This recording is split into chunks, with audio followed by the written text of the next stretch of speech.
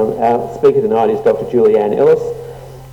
Julianne is a visiting research scholar of the History Department at Flinders University, where she previously completed her Honours Bachelor of Arts and did a PhD on the changing philosophies in South Australian public lands administration. In 1995, she published the local history Hard Yakka. She lived for 2 years in Papua New Guinea and has only relatively recently returned, 12 months ago? A bit over 12 months ago. And in 1998 published Race for the Rainforest, the story of a successful conservation and development project on Indigenous land. She's currently writing a history of the country fire services of South Australia, and she's not actually talking to us about that tonight, but in a way, of course, it is very much linked to her work on the country fire services, because tonight she's here to talk to us about the Australian Civil Defence, well, as she's titled it, Australian Civil Defence Empires in World War II. Would you please make welcome Julianne Ellis.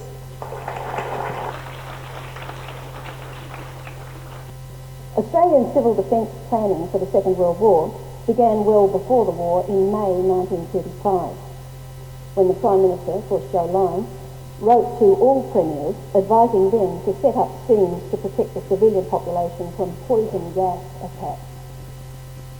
The premiers, including ours, who was Richard Butler at the time, didn't reply. Instead, they hastily checked with each other, and the exchange of letters is all on file. They quickly agreed that since the matter of attacks of poison gas was a defence matter, the Commonwealth should be picking up all the costs during the organising. Well, the Commonwealth wasn't having that, but Joe Lyons wrote in November to offer each state a little something, a little sweetener. He offered South Australia equipment for 1 decontamination squad and 5 sets of protective clothing for police. You can face the war secure for police and first aid parties, costing £187 in all. He clarified in his letter that this expenditure, both in nature and amount, represents the present limits of Commonwealth liabilities. And their matters stuck, more or less. Committees were formed, but without funds, there was little they could do. And the premiers, at least New South Wales, Victoria, South Australia and Western Australia, continued to consult thoroughly at each step. They held firm that they should not be expected to shoulder the cost. After the Premiers' Conference in 1939, it was agreed, theoretically, that much of the cost should be split more or less 50-50. But none of the states, they were cagey and they were canny, none of the states would expend any significant money until the Commonwealth funds actually became available.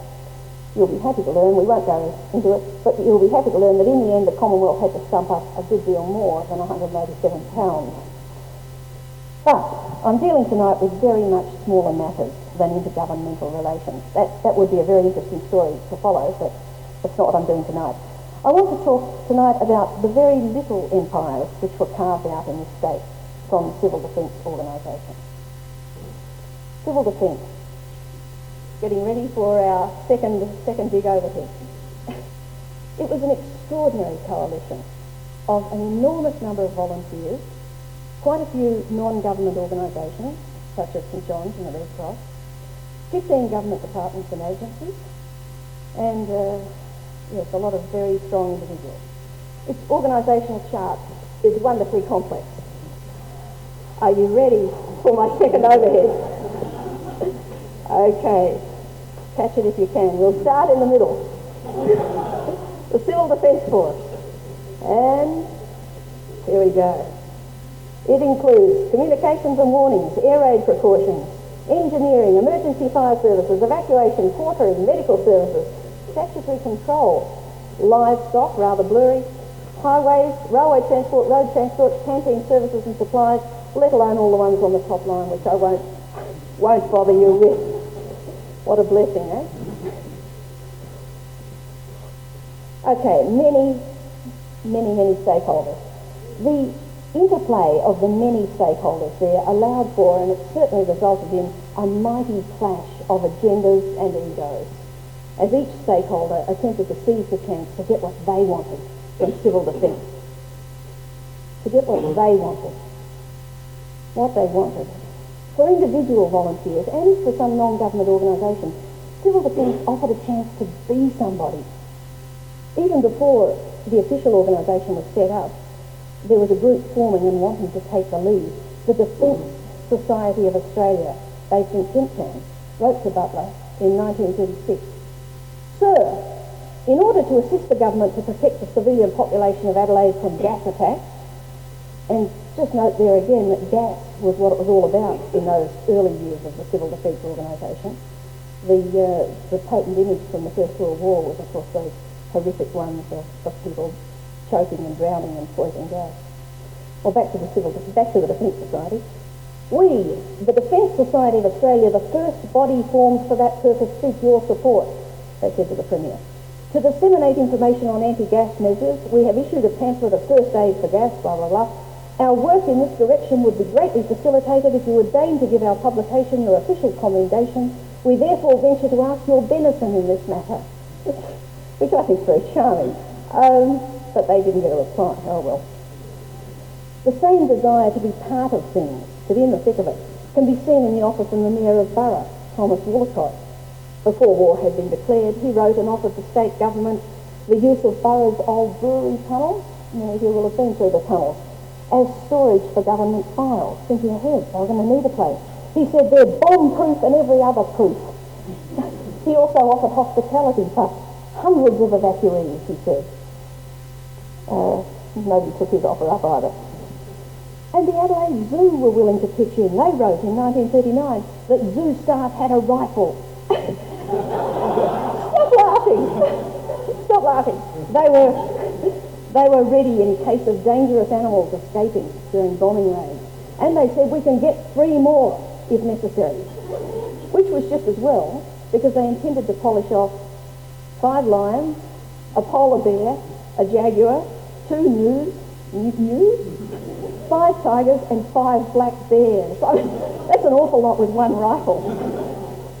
So a chance to be somebody, to be in the thick of important action. But for ambitious civil servants, it offered something more. It offered the chance to set up a new government department. It began, as I've said, very humbly. Lieutenant Colonel Percy Gordon Bice, working from a very small office in the Treasury with, as was said, the merest skeleton of staff, was given the job of setting up the organisation back in the days when there was no funding. Then, in August 1941, the Commonwealth funding finally came through. And the state parliament passed the Emergency Powers Act, very interesting act, which allowed the governor to confer any powers and authorities needed to secure the safety and well-being of the people of South Australia during wartime. Any powers.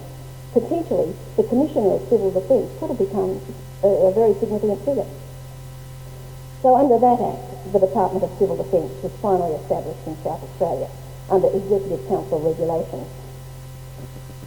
By then, Bice had been posted to an army command in Melbourne, and Lieutenant Colonel George Shaw was in charge. The new department was immediately given the dignity, if that's the word, of its own premises in the still unfinished Savings Bank building in King William Street, 93 King William Street, where there were, according to Shaw, not sufficient desks to work at, nor sufficient chairs to sit on, nor sufficient telephones. A per expense. And the organisation Shaw set up was truly impressive. Within a year, he had over 54,000 people engaged in the multitudinous branches of the organisation. I won't run it past you again. You get the drift. I would weary you if I explained the whole diagram. But just at random, there was a control centre set up with 8 incoming and 8 outgoing telephone lines. There were over 8,000 wardens with responsibilities for seeing that air raid precautions were observed, and they also had responsibility for general safety in the case of any trouble. There were wardens' posts set up across Adelaide. There were 84 chemists across the metropolitan district who were on call to detect and identify gas. There was the engineering branch, which had nearly 2,000 recruits, and it dealt with matters as various as how they were going to provide essential services in an emergency, construction, demolition and rescue, design of shelters and trenches, how to get the water out of the bottom of trenches, the engineering section, engineering branch. There was, I may say, as a special one for Rob, the mortuary services section. for which the Funeral Directors Association was co-opted. They came up with a prototype 5-ply coffin, as well as a set, that's not funny, as well as a set of guidelines and plans. For example, no body was to be cremated if it was unidentified, and no body was to be buried if it was uncertain they were dead.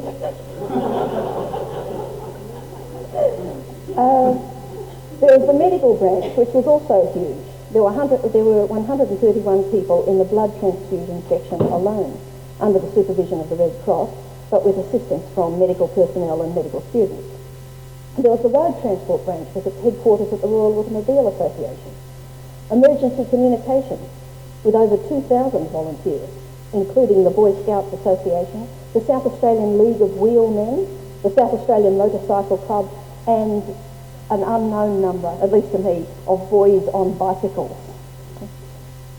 And the evacuation and quartering branch, and the rationing branch, and the Civilian Welfare Bureau, and the Women's War Service Council, and all of those. In all, by July 1942, Shaw was administering a substantial department with considerable influence. He had spent by then, and remember the money only came in August 41, he had spent by then £60,000, including over £3,000 for salaries. At its peak in 1943, the annual civil defence salary figure was £11,000, so it's not inconsiderable. I don't want to overstate, the majesty of this department.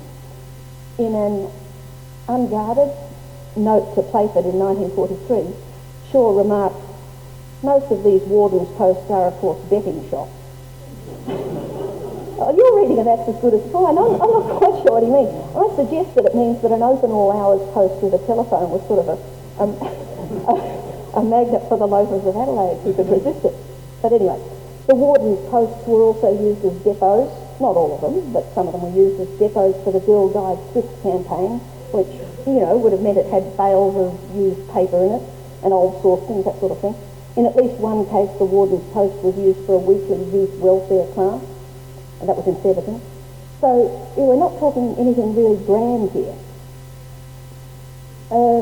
Nothing too terrific.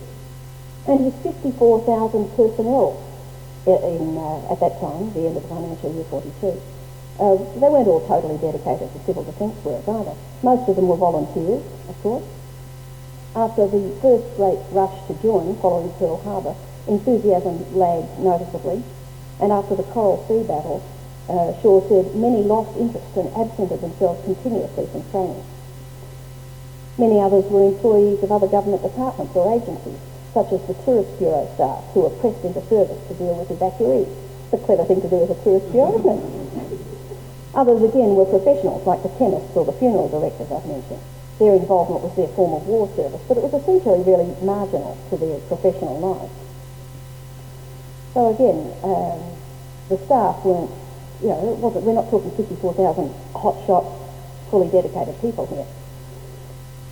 In operation, Shaw found himself having to deal with I'm sure they were wearisome, small-time power plays of very local empire builders.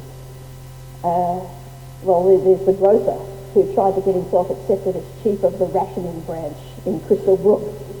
The director of the rationing branch wrote very indignantly to Shaw, "I do not recognise him as chief or any other member of the rationing branch. He's one of several storekeepers who are rivals in this town, and if I require representing officers, I will endeavour to obtain a police or local governing officer." People who just like the idea of civil service to big note themselves. There's a gentleman here who actually remembers back to when the Volunteer Defence Corps was set up. His father was in it. I can't spot him at the moment, but he's here tonight and had a word with him before we started. And he said that they had just one rifle and it was a leftover German one from the First World War. Well, Port Lincoln wrote immediately when civil defence was set up, asking could they be sent 100 rifles and a supply of tents. And that's just people wanting a sign of how important they were, really. They didn't have any more need for them than anyone else. So, even the successful operations of the organisation could seem a little bit overblown, I think, considering the on-the-ground realities. At Kennesaw, for example, in July 1943, a practice exercise which included the Volunteer Defence Corps, as well as civil defence personnel, had arranged for local boat owners of the place to play the part of invading submarines. So the boats came sailing in being submarines. The report of the local district coordinator hints at the excitement and the vigour of the volunteers, but also at how very far from realistic the exercise was. The report says, the Jap sub entered the harbour, released the aircraft bombed the town, etc. Volunteer Defence Corps caught the paratroops, sank the sub, etc. Civil defence work was marred by heavy rain, but nonetheless extinguished 2 imaginary fires. Branches all worked well. Well, it's lovely stuff, but a World War II submarine able to release planes big enough to drop parachutes, it's just wild. Okay, so it was not a grand empire, but it was Shaw's own creation. He had been quick to see opportunities and to seize them, which is how empires are created.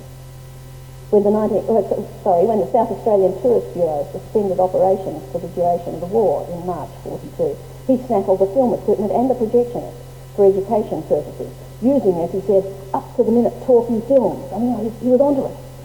His snackling didn't always work. When the Volunteer Defence Corps reported in the daily newspaper, The News, or was reported that it was swamped by more recruits than they could take, he was very quick off the mark and wrote to suggest that they should redirect all the surplus recruits to him. Well, that was not at all appreciated by the Commissioner of the VDC, who replied very curtly, I beg to advise that the VDC does not recognise the News or any other newspaper as an official source of information. Snap. So, others, meanwhile, were building their own empires through civil defence. Jock White, Chief Officer of the South Australian Fire Brigade, was using the war situation to strengthen the brigade. That's quite proper, that's what civil servants do. I mean, you know, what you do is you work on your department. He had been given the job of setting up volunteer emergency fire services, initially as part of air raid precautions and then as a separate branch on its own. He used this work, reasonably properly, to wangle more equipment for the brigade and especially for country stations, which were under-equipped. So it was fairly standard. But he also used the wartime situation to ensure the rubbing out of the last of the Metropolitan Volunteer Fire Brigades at Hindmarsh. It had long been a bit of a sore point with the South Australian Fire Brigade that this bunch of volunteers were out pretending to be real firemen. He was especially careful then not to let the civil defence firefighting volunteers take precedence in any way over the permanent staff. When at Kadina, the local Civil Defence Committee appointed a volunteer as district fire officer, bypassing the permanent fireman stationed there, White stated that he would simply refuse to recognise the appointee. He just flatly wasn't having it. And the local committee held out for 6 weeks, and they even got Shaw on side, but in the end White prevailed and the permanent fireman took precedence. White also used the civil defence machinery specifically to gain more power within the brigade over his own staff, negating union power. With the support of the South Australian Fire Brigade's board, he had all permanent firemen in the state take the oath of loyalty as members of civil defence. He then became director of the Emergency Fire Services branch, set up as a separate branch, as I said. This allowed him, as he noted at the time, to override the normal leave or time off provisions, since the men would come under the regulations that were promulgated under that almost draconian Emergency Powers Act. So even when on leave or when not on duty, he pointed out himself in a letter, he could direct them what to do. So he gained, at least temporarily, a dominance which the Firemen's Union had been keeping from him. He wasn't the only one, White, using the civil defence banner to direct equipment into a worthy cause.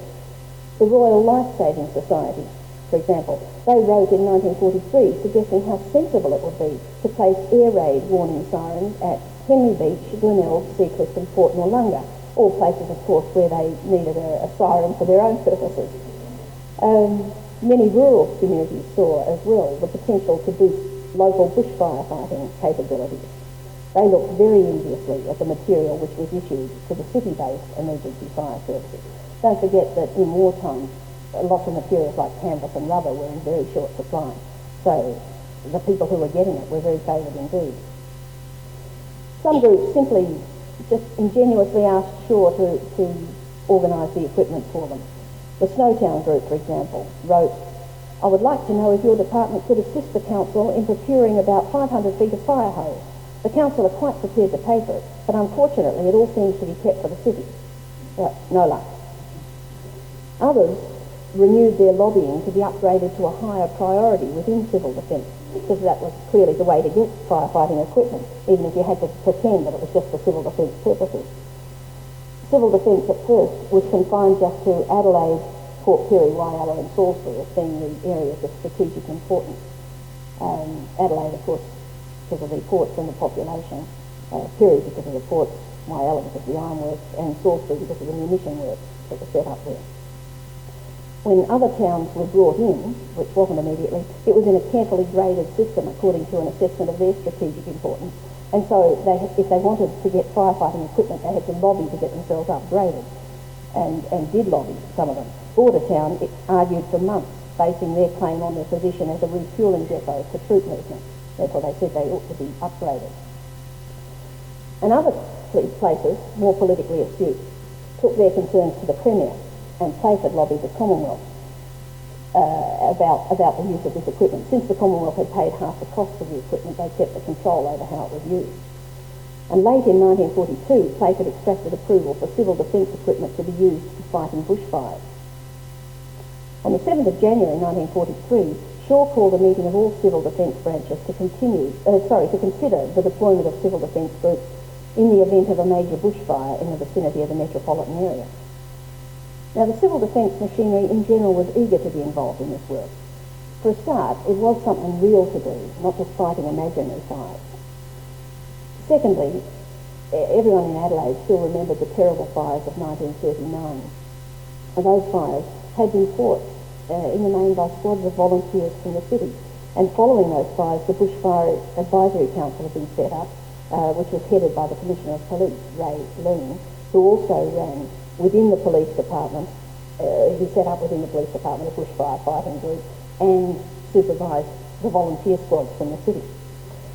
So, it was something to be involved in. So civil defence emergency fire services were eager to be part of that action. The Deputy Director of the Civil Defence Emergency Fire Service, Tom Meany, prepared a map showing water holdings in the Adelaide Hills.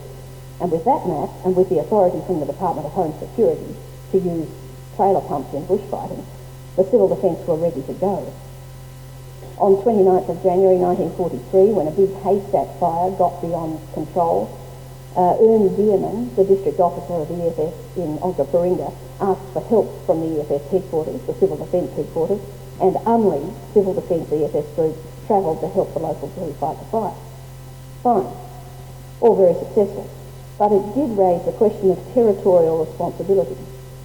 By getting into rural bushfire fighting, the civil defence was trespassing on the territory of local government, who had all the legal responsibility at that time for rural firefighting. And they were also on the operational territory, since the formation of the Bush Firefighting Organisation, of the police department. So, getting in people's way. In the crisis of wartime, January 43, this caused no obvious problems. But less than a year later, there was going to be some retaliation as the police and local government try to protect their own empires from this apparent encroachment. Okay, by the end of 43, there was no longer any general perception of danger to Australia.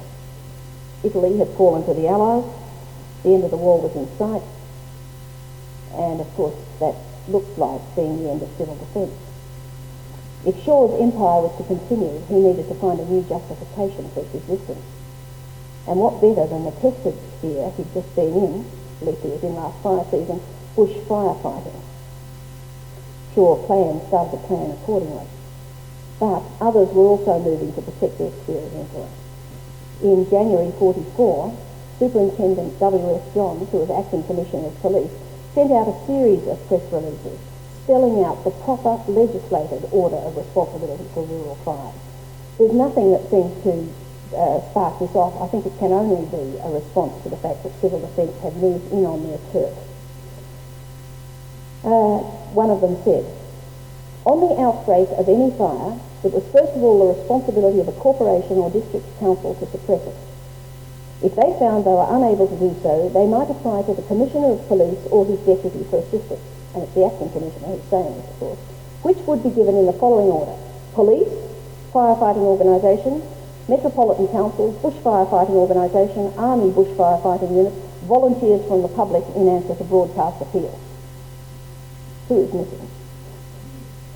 Shaw's band, the crowd who had been so proud of themselves the previous fire season, the ones who dashed to the rescue at Onkaparinga, who were supplying trailer pumps to district councils now that they had got permission from the Commonwealth to do so, who had drawn up the map of water sources for use in fighting fires. The Commissioner is very clearly, the Police Commissioner is saying, "That's off my empire." He may have been saying it just then, the beginning of January 44, because he had heard from within the police department that the Civil Defence were preparing another summer's involvement in bushfire fighting. The water sources map was being brought up to date again by a two-man reconnaissance team. Hills-based police couldn't have missed that that was happening, and they may have guessed that it was going to be used by Shaw to launch his campaign to maintain the department after the war, which is exactly what Shaw did. He sent a letter of departmental promotion, promoting his own department, to the Premier less than a fortnight after the barrage of press reports stressing that it's a police role to look after bushfire fighting. The letter informed Playford, which he knew already of course, that Civil Defence had drawn up a map of static water supplies suitable for trailer pumps in the bushfire regions adjacent to the metropolitan areas, and recommended that a copy of the map be issued to the council fire controllers in the area.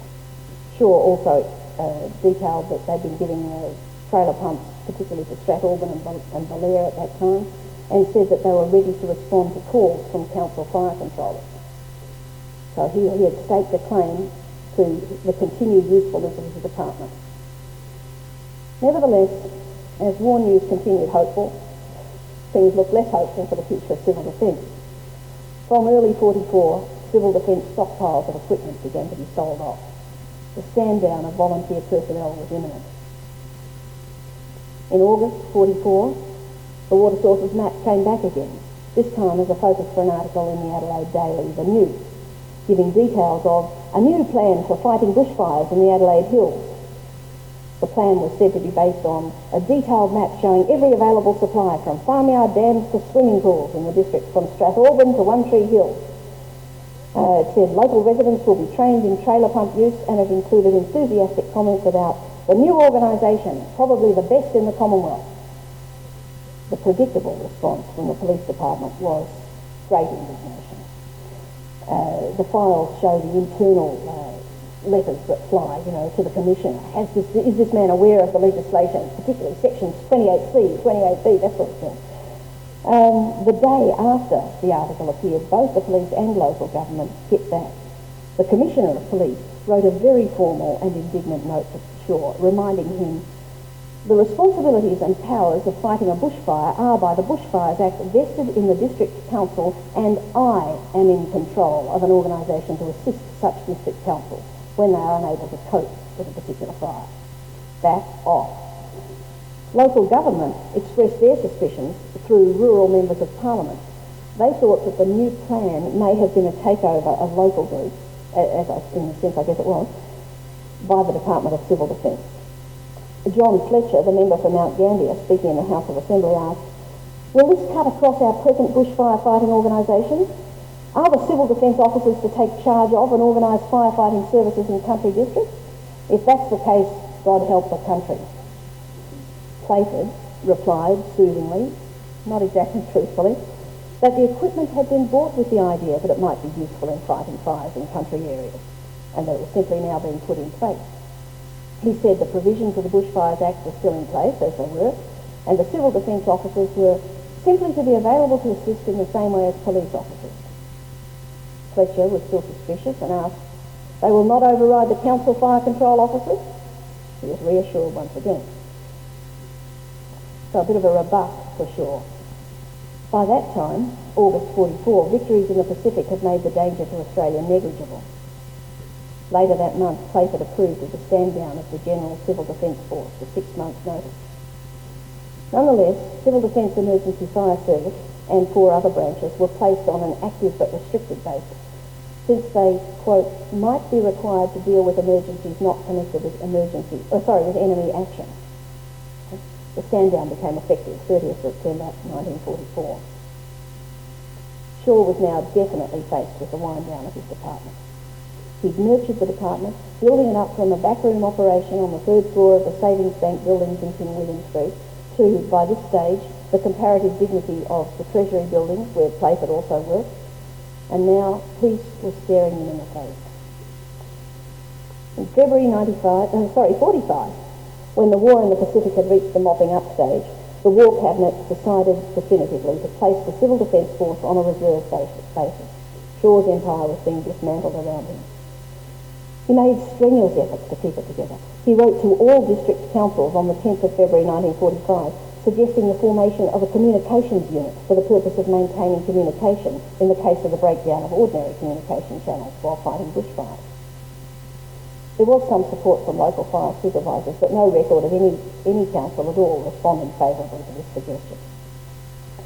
It may have been, again, because of suspicions of a possible takeover of rural firefighting by the central body, either the Department of Civil Defence or the South Australian Fire Brigade. These suspicions were not groundless. Jock White, the man who used civil defence to get firmer control over his own brigade, found the anarchic nature of the rural brigades absolutely anathema. He strongly advocated the formation of some centralised country emergency fire service, so that in the event of a dire necessity, we would at least have some form of communication between the services which are adjacent to one another. He, of course, resisted any hint of volunteer fire brigades taking charge of emergency fire services. When the Inter-District Volunteer Fire Brigades Association in the Hills asked if they could use civil defence equipment for public demonstration purposes at WWII in 1945, he was flatly opposed. He said, if any demonstration was considered necessary, it should be held in Adelaide on the banks of the Torrens, that is, under his direct supervision. He failed in his attempt to confine the WWII demonstration to Adelaide. It took place at WWII Oval in October 1945, and it was evidently a brilliant success. Gate takings amounted to nearly £60. Tom Meaney, the man who first drew up that map, was MC for the competitions part of the day. He gave an interesting commentary, judiciously punctuated with appropriate pleasantries. White didn't attend. Shaw did, and he was praised for his efforts to get the trailer pumps into the country. So, White was resisting volunteer control of firefighting. The police didn't want to give up the influence they'd achieved in the late 1930s. Shaw simply wanted his department to continue, and rural firefighting seemed the likeliest option. In early August 1945, Shaw wrote to the Department of Home Security, accepting the need for a stand-down of civil defence personnel, but making a clear pitch for the continued usefulness of the organisation based on rural firefighting needs. He said, while placing civil defence on a reserve basis, we have kept on an active basis a number of our trailer pumps ready for dealing with bushfires, etc. This policy has been very successful, as over £8,000 worth of property was saved during the last bushfire season, in addition to many thousands of pounds worth of property which were protected by the trailer pumps. He didn't stake everything on bushfire fighting. He noted that the mobile first aid posts and auxiliary hospitals could be used should we have an epidemic. He offered the remaining 3 rescue and demolition squads and the members of the road transport branch in case of any national emergency. He even considered the potential of using the Civil Defence Department for rescue work from crashed aircraft, though this initiative was stymied because the Department of Civil Aviation refused to offer any funding to it. But something better, or at any rate, something more convincing was in store. Just a few days before he wrote that letter, the explosion of the atom bomb had taken place in Japan. It may or may not have ended the Second World War. As you know, that's a debate still going on, but it certainly heralded the beginning of a new war, the Cold War. The political situation changed instantly. There was now a new justification for the continuance of the Department of Civil Defence. When Chifley wrote on the 27th of August to all premiers concerning the disposal of civil defence equipment, he foreshadowed the possibility that equipment might possibly be required again for civil defence purposes. 27th of August after the end of the war. Shaw was quick, as always, to seize his chance. On the 8th of September, he wrote to the Premier, briefly outlining plans for post-war civil defence. It's a very bleak view. He said, "It seems that the atomic bomb dominates the scene. Some form of early warning system will be necessary, and also a very complete organisation for the dispersal and quartering of the populace.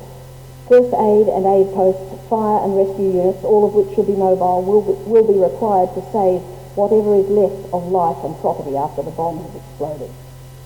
A distant control centre linked by wireless to all the above units and to intelligence cars will probably form part of any post-war scheme." Shaw managed as well to keep alive the idea that civil defence was ideally placed to assist in rural firefighting. It was still his best hope of keeping the department going.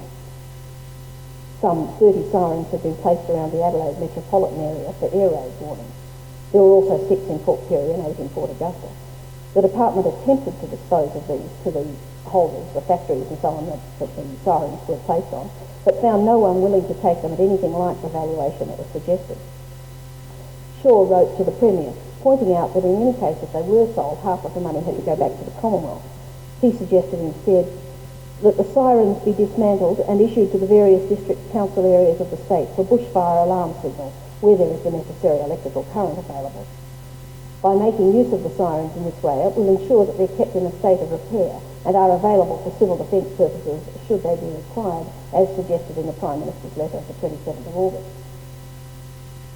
Chifley wrote again in November 1945, clarifying that the War Cabinet had decided that civil defence should be maintained after the war, but that it should be limited to a planning organisation, which is more or less what Vice was doing before Shaw took over.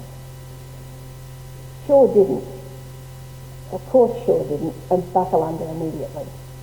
In December 1945, he was still distributing equipment, including trailer pumps.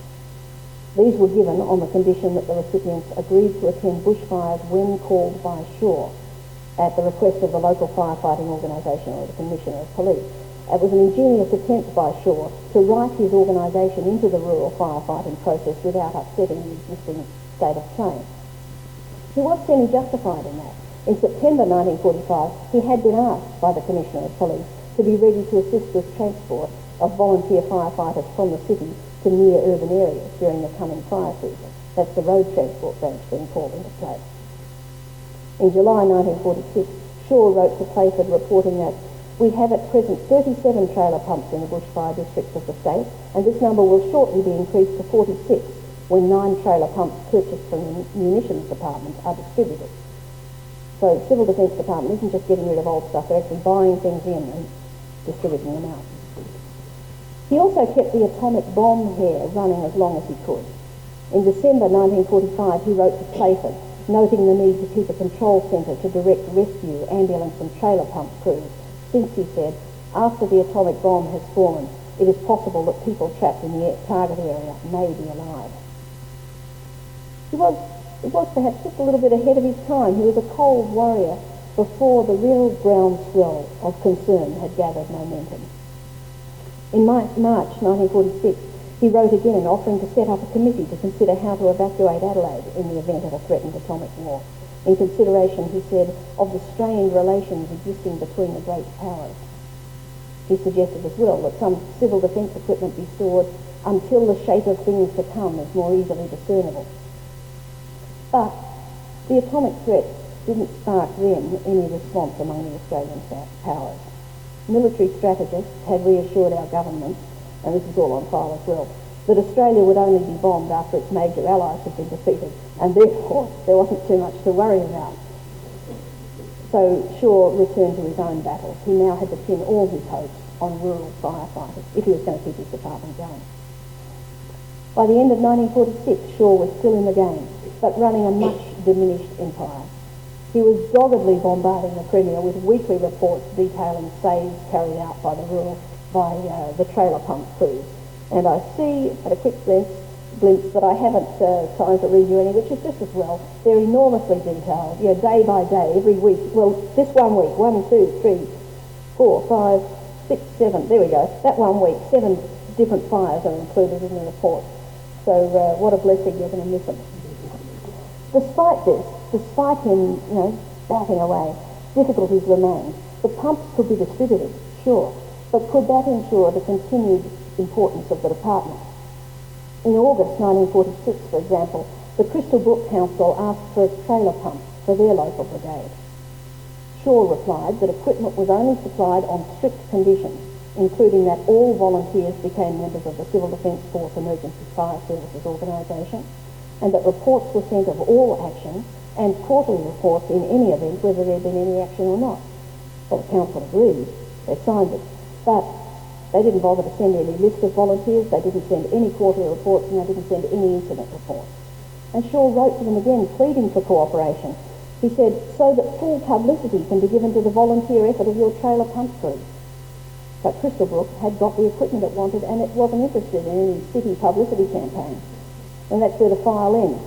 No enrolments, no reports, no publicity. But for Shaw, of course, it wasn't just publicity. It was a way of proving to the government the importance of the organisation, its need for continued funding and support. So he composed and distributed his own press releases, such as the one headed Trailer Pumps Earn Dividends, passed to the advertiser of the News and the Stopping Station Journal on the 3rd of January 1947. So he's still kicking along. He was also careful to pass a copy to the Premier. Shaw also had Neely write and publish in August 47 a booklet on the use of the trailer pump in bush and building fires. Okay, you'll take your equipment and we'll teach you how to use it. This booklet, with an introduction by Shaw, referred to the backing of the Honourable the Premier. It also referred to the role of councils to the Fire Brigades Act and to the 68 Emergency Fire Service crews operating in South Australia. The introduction managed to sidestep, though, the issue that continuing responsibility for rural firefighting actually remained with the district councils and the police department. He had achieved a great deal. By 1948, some of the voluntary brigades in the country areas had even begun, though only just begun, to see his organisation as the appropriate authority to consult with when they had formal fire control questions. They were starting to turn to him, starting to turn to his department, rather than to the police or to the permanent fire brigade. In late January 1948, for example, he was asked by a member of the Pinaroo Voluntary Fire Brigade to rule on the precise responsibilities of fire control officers. But it was just the beginning. Essentially, the Civil Defence Emergency Fire Service still remained marginal to rural firefighting, even if it was a convenient source of some equipment. The reality of the achievements of the Civil Defence EFS and of the limitations was demonstrated on the high fire danger day of the 22nd of January 1948. You know the kind of day. Dry weather for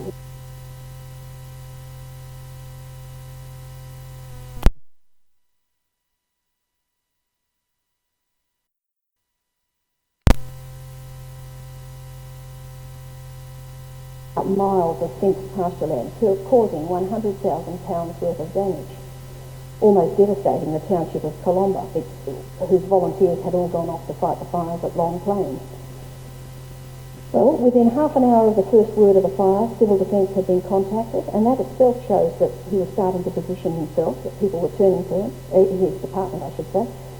Shaw sent a spare trailer pump up to Malala to supplement the pumps that were already distributed in that area. The heat and a searing north wind whipped up fires quickly, and but for thousands of district firefighters with trailer pumps and sprays, several of the outbreaks would have got completely out of hand, commented the Advertiser newspaper. The distribution of Civil Defence trailer pumps, and in that case that the Advertiser was referring to, it was to Balaklava, Hammond Bridge and Malala, the distribution of the trailer pumps had certainly proved its worth. But the same day made it clear that a volunteer brigade, even without EFS supplied equipment, could be the directing authority at a fire scene, which made a centralised authority for firefighting apparently superfluous. At a fire in the hills, it was the Burnside Volunteer Firefighting Association which was in control of operations. The equipment was useful, but what other need was there for the Department of Civil Defence? Shaw was clearly in the end game of protecting his empire. A good deal of rural agitation followed the fires of 22nd of January, but none of it called on the Department of Civil Defence or its Emergency Fire Service for any contribution at all. There was agitation from members of Parliament to the railways because they were blamed for sparking off that Kailura fire. to the police, but nobody called on the Department of Civil Defence. When the local pastoralist and chairman of the Manopara District Council, Elders Riggs, called a meeting at Gawler to discuss the problem, Shaw attended, accompanied by Tom Meany, who was by then Director of Emergency Fire Services. But neither of them was asked to speak and neither of them was asked to take action. So it was obviously all more or less over. So, when did the department officially cease? In January 1949, the successor to Shaw, the Civil Defence Liaison Officer, was his official title, Howard Johnson, who had, by the way, worked with Shaw since 1942, he then stated that the department had ceased operations in July 1948. It seems likely to me that the date coincided with Shaw's 65th birthday on the 5th of July 1948, and I wonder if all that business was not in fact just, it sounds a terrible thing to suggest, but just keeping a job going until he turned 65. Oh well. It wound up, they said, in July 48. Though Shaw did continue to work to some extent and to be addressed as Commissioner of Civil Defence for some months following. Of course, by then it may have been sort of a courtesy title like, I've forgotten the name of it, Colonel Sanders. Yeah. Positively, his last appearance as Commissioner was at the Emergency Fire Services Conference held, as says on the agenda, at the Department of Civil Defence in Kintore Avenue in September 1948. So it's a bit hazy whether it really finished up in July. Thereafter, though, he definitely retired to a quiet life as a Walkerville councillor. He had been there for a couple of years, and as president of the Adelaide Dual Club. On the 1st of October 1948, the Commissioner of Police was placed in control of emergency fire services throughout the state. White's fire brigade was left right out of it. I'm not sure whether that means he was outmanoeuvred by Johns or whether it means he did not want to be involved with those anarchic volunteers. Tom Meany, who drew up the map, was seconded to the police department to continue his work as the first director of the Emergency Fire Services of South Australia. In civil defence? Well, with Howard Johnson appointed as liaison officer, that is, to liaise between the states and the Commonwealth, civil defence slipped back into the backroom status it had had in 1935. It was a matter for secret liaison between the states and the Commonwealth, and a bit of arm wrestling as to whether the states or the Commonwealth should bear the costs. There was still plenty of local jockeying for power and position. You'll be happy to know that the police made a spirited attempt to be put on the committees, but it was all notional stuff. There was no on-the-ground manifestation, certainly nothing like this. And civil defence returned to an obscurity from which it didn't emerge until the Bay of Pigs excitement of 1961. But that's another story.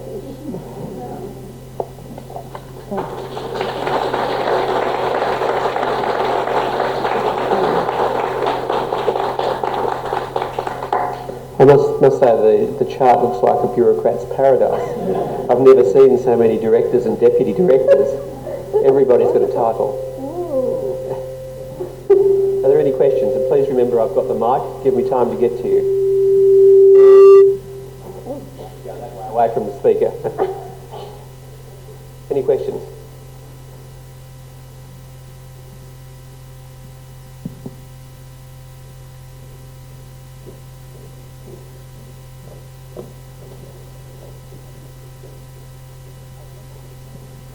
I was wondering if in South Australia there was the extensive network of trenches dug in parks and things throughout the suburbs that we had in the eastern states.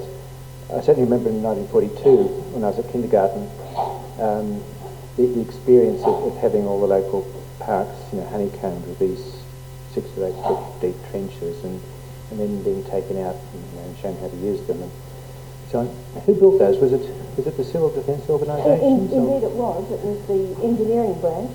There they are, the engineering branch, and somewhere in there will be trenches. Just on the edge of on the diagram. I can't tell you about the parks. I wish I could. Of course there were, someone can, yes? At schools, yes, there certainly. Victoria Square was trenched. Uh-huh. There we go, at least Victoria Square was. North Terraces Trench.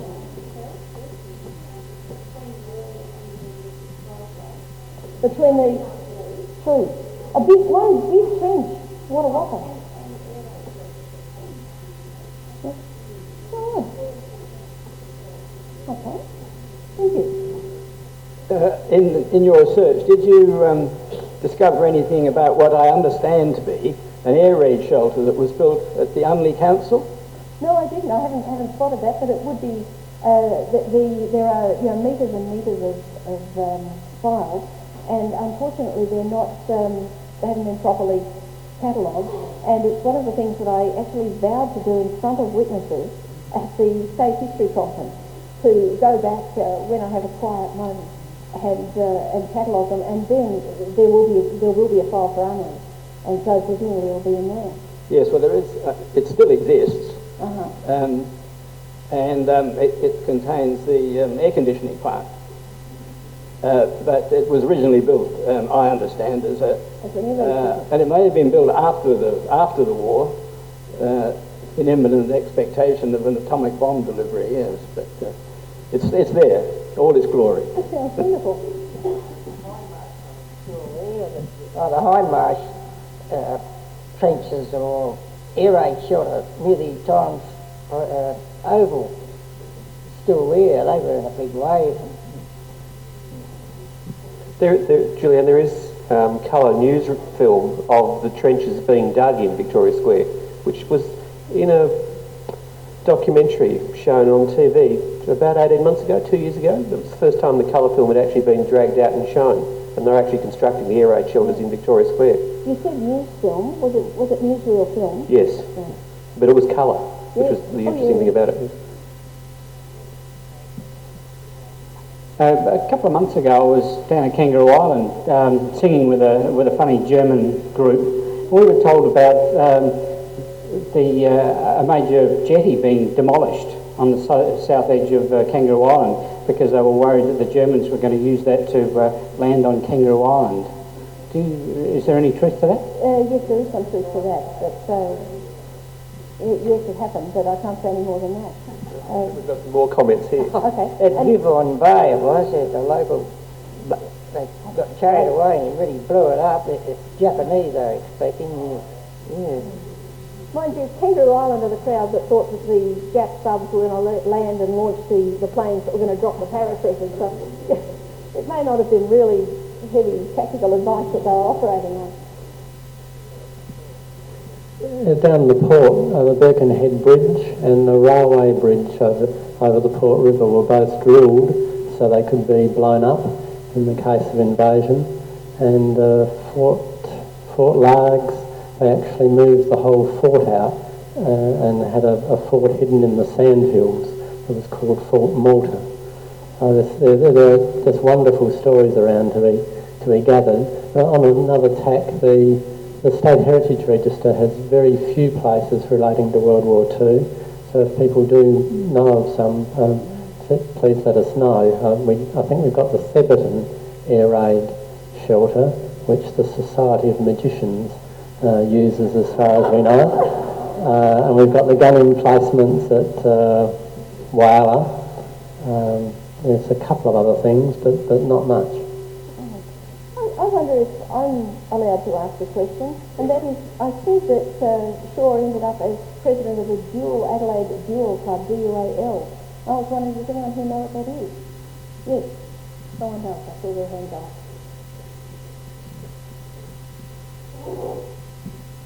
Were all these people salaried or were they volunteers? No. And were they people who were too old for active service? Sorry, in answer to your question, there was provision to actually require people to volunteer, so to speak, all males between the age of 18 and 60. There was the legislation there ready to use to require them to volunteer for at least 48 hours service in any 4-week period. But that wasn't needed because they did have enough volunteers. They didn't actually have to dragoon people in. So the answer is they did have a lot of volunteers, but these people No, most of these people, for example, looking at emergency fire services, the director and the deputy director there were both salaried persons. The director, at the time that this table was drawn up, things, of course, shifted it from place to place, from time to time. The director then was Jock White, whose salary was paid by the South Australian Fire Brigade because that was, he was chief officer of the Fire Brigade. The deputy director was Tom Meany at the time, and though he had been with the South Australian Fire Brigade, his salary was paid by the Civil Defence Department of Civil Defence. So those two are salaried. Under that, the district fire officers, the squad leaders and the squads are all volunteer people. So that sums it up. There were people in it whose salaries were being paid by other departments. There were people who were being paid from Civil Defence. I think 70 in the year that I referred to, no, 41, 42, I think 70 salaries were there. But that included half-timers and part-timers.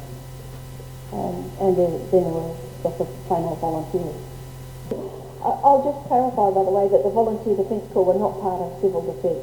Civil Defence was to protect the civilian population, and Volunteer Defence Corps were Home Guard style militia, and a completely different organisation. Yeah. So, nothing to do with me, your mum getting fired on. This organisation wasn't there in 35. In 35, what you had was a warning from the Prime Minister to tell people to get ready for poison gas attacks. So this grand thing wasn't there. As to why they were getting ready for war in 35, coming events cast their shadows before, and people, just as they were anticipating the First World War for several years before it happened, yeah, people were anticipating the Second World War. I mean, that was the whole point of going to Munich, wasn't it? To try to flatten out what everyone was expecting to happen. Who was responsible for the blackout?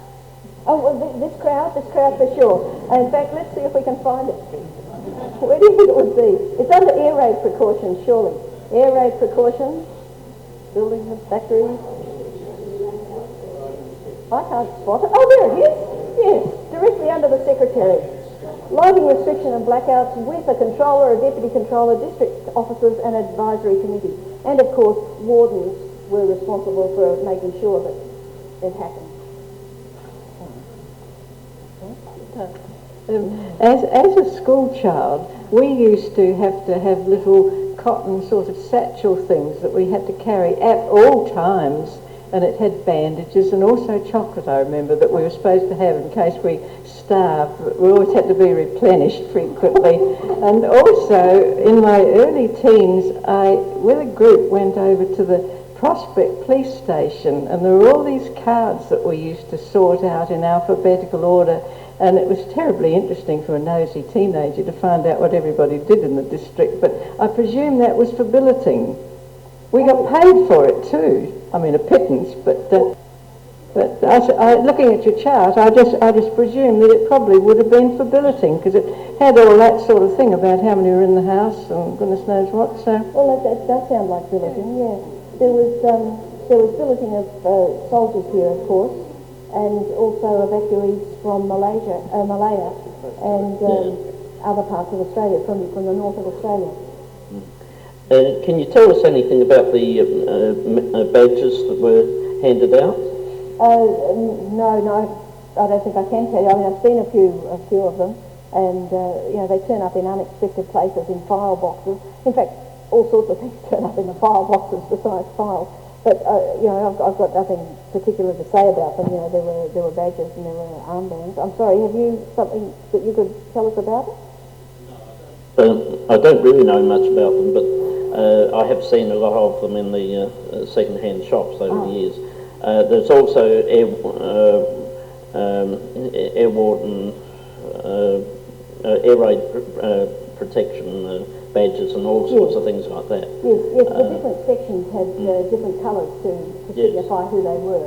And you remember I told you about the grocer who tried to get himself in as chief of the rationing branch. Well, he had managed to get himself a green rationing branch badge. So, you could tell at a glance who was from what branch. And the badges were numbered. It was a careful system. so that on the back of the badge was, the number 2,731 or whatever it was. A system which was passed over whole of Solus to the emergency fire service when it was set up. But, apart from that, I can't say much. In Balaclava, some of the women who were shipped out of Singapore were billeted, and also on the race course, the Aborigines from Darwin spent months and months and months. And I think, it was a bit of a giggle now, but it wasn't too funny when the Japs were coming down from Port Moresby. Oh, absolutely. And actually, in the country area where I lived, everybody responded magnificently to volunteer for all sorts of things. Yes, I quite agree. It was taken seriously, all right, especially after the bombing of Darwin.